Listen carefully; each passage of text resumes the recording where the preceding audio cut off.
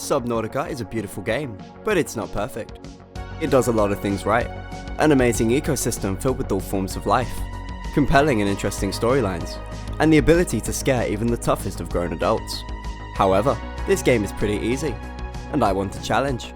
So today I'm going to be attempting to beat Subnautica with just one life. So what does this mean for the journey ahead? Well, if you remember in the last video I said vehicles were pretty much unnecessary. Yeah, that's all been thrown out the window, because if I were to complete this challenge, these 3 vehicles would become my biggest asset. Was this going to be easy? No. Was this going to cure my thalassophobia?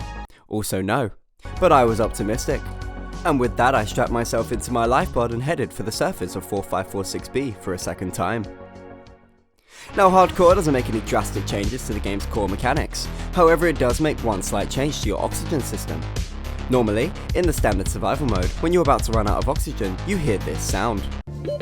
Oxygen. However, in hardcore mode this feature is disabled entirely, which means you need to keep an eye on your oxygen levels at all times. Should be relatively easy, right? Wrong. Yeah, turns out keeping an eye on your oxygen becomes a little difficult when you're focusing on not becoming fish soup. Anyway, I started off with the basics of every Subnautica playthrough. However, this time, I spent a little longer collecting fragments. Since we're not speedrunning this session, I collected the beacon to help save location markers for areas I would need to travel to and from regularly. I crafted a repair tool and repaired my lifepod. The machine started blinking, but I ignored it, because I don't care about anyone else but myself. Besides, if anyone else somehow managed to survive, I have a way to deal with that. Now the smarter ones amongst you would have already realised the 2 major challenges I'd have to deal with on this adventure. But for you slow fucks in the group, let me explain. The first issue being the fact that I have to now keep an eye on my food and water levels. If you didn't know, your food level depletes by 1 unit every 30 seconds, and your water depleting 1 unit every 20. That's not good. And the second being this asshole. Fuck you say to me! As I only have 1 life, if I die, all my progress is erased. So I have to be extra careful when it comes to doing literally anything that isn't sitting inside my lifeboat like a little bitch. And bitch, we are not. As I knew that vehicles would be my only saving grace in this challenge, I went on the search for the mobile vehicle bay fragments. After finding this, and being attacked by an underwater sea dog, I headed straight for the grassy plateau. Now, new players to the game might see this area as quite a dangerous area, due to its vast open space where nightmare fuel might be lurking. However, it is not. The only huge issue you have to deal with is the sharks with brain damage that inhabit this biome. I collected the Seamoth fragments, then spent 20 minutes being a dumb fuck, thinking I needed to go into the jelly shroom caves for lithium when I didn't even need it. I know, I'm an idiot. After collecting the actual items I needed, my little robot slaves got to work crafting me the very thing that I hated. And would you look at that, it's only taken us 1 hour and 20 minutes to get here. I hate my life. As I needed to focus on fragments in order to progress, I decided it would be a smart idea to unlock the laser cutter. However, this unfortunately requires an item that we're all too broke to afford. But luckily for me, everyone else is dead. So that's not an issue. I headed to the Gun Island and got my hands on the only thing brighter than my future. I also decided now was the best time to enter the alien facility to get my daily dose of heroin. I got back in my Seamoth, and that's when I heard it. Oh, you thought I meant the Reaper? No, my friend. I meant this. Seek fluid intake. Now remember when I said that food and fluids were going to be an issue? Well, we need a way to solve this early game.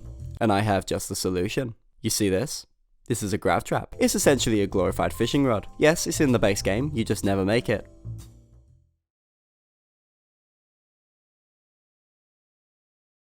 With food and water out of the way, I set my eyes on the task at hand. If I were to get off this planet alive, I would need one thing.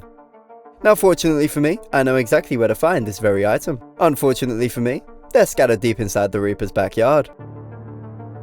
I've honestly been putting this off for way too long, so I mustered up enough courage and head on over there, edging my way along the safe bank, and that's when I saw him. I'm really gay. I'm super duper gay. Luckily for me, he seems content with his living arrangements and didn't bother to attack me. Filled with adrenaline, I then decided to head inside the Aurora. It is here that I unlocked part 2 of my plan. I then proceeded to collect the rocket blueprints and fix Chernobyl.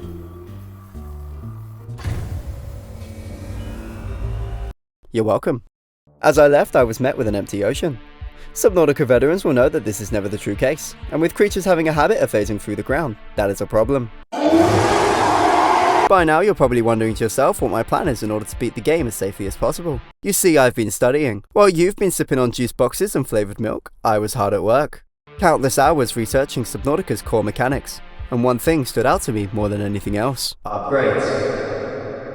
Subnautica has a number of upgrades you can make to both your personal items and vehicles, including oxygen tanks that allow you to breathe near endlessly, That's quite big. depth modules that allow you to go deeper than a teenager's mood swing, becoming Batman, and this fucking thing. My friend's in there. Congratulations. All for the low price of your sanity. So with my vast knowledge and a new pair of underwear, I got to work. I spent hours farming the resources. Swam till my fingers looked like raisins, crafting upgrade after upgrade. Travelling from biome to biome, the sparse reef, the jelly shroom caves, the mushroom biome, which is the worst place I could have been because my computer is a little piece of shit that doesn't load anything until I've already crashed into it. Come on, I know my laptop is a piece of shit, but I expected better. Labouring away until I had everything I needed, assembling my team one by one, until it was finally time to start phase 3 of my operation. Time to start my descent to the Lost River. This time, I decided to enter the Lost River through this entrance on the map. For those curious, it's found just underneath the Blood Kelp Zone west of the crash site. Like being in bed with your mum, however, this was particularly challenging to get my massive weapon into the crevice. But alas, we succeeded, and onwards with our mission.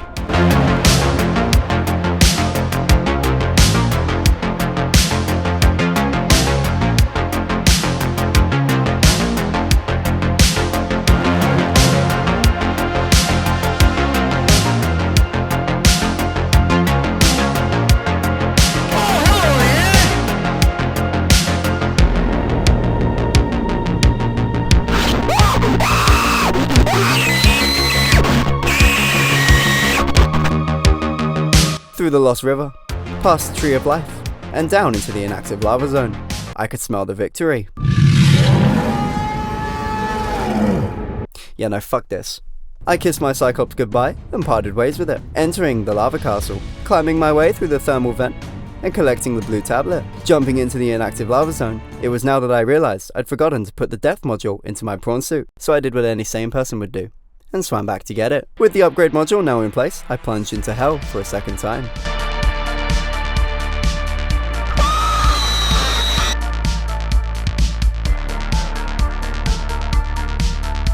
Luckily for me, Godzilla wasn't home, and I glided straight past. Hooray! I inserted my blue iPad, jumped down into the breeding pit, cured the planet, and for the first time in months, started to build the rocket.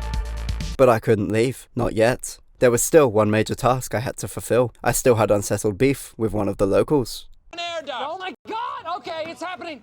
Everybody stay calm. What's the Everybody procedure, stay calm. everyone? What's the procedure?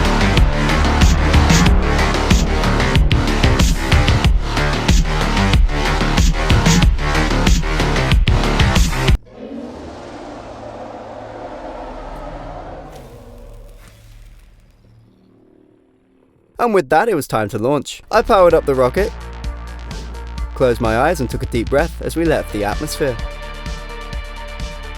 leaving behind this beautiful planet as we begin our next adventure.